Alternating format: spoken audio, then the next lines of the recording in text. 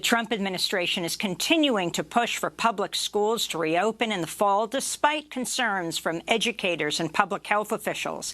On Wednesday, President Trump lashed out at the Centers for Disease Control and Prevention, saying the CDC's guidelines on safely reopening schools was, quote, very tough and expensive. So what we want to do is we want to get our schools open. We want to get them open quickly, beautifully in the fall. And as you know, this is a disease. It's a horrible disease, but young people do extraordinarily well.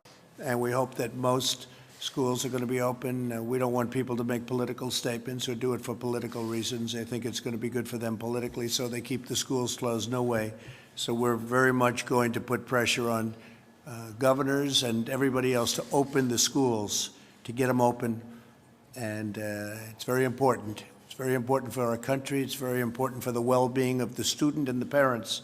So we're going to be putting a lot of pressure on open your schools in the fall. Hours later, the CDC announced it would revise its guidelines, which call for staggered scheduling, new seating arrangements to encourage social distancing, the use of face coverings, and the closing of communal spaces. Trump also threatened to cut off funding for schools that do not reopen.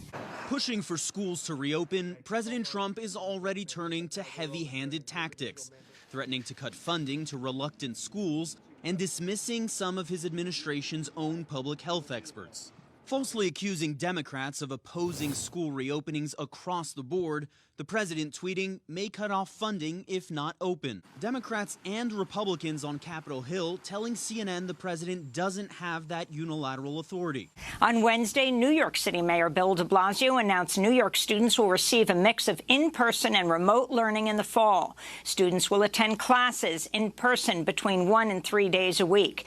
Meanwhile, Harvard and MIT have sued the Trump administration over its plan to strip international students of their visas if their schools switch to online-only courses. There are more than 1 million international students in the United States.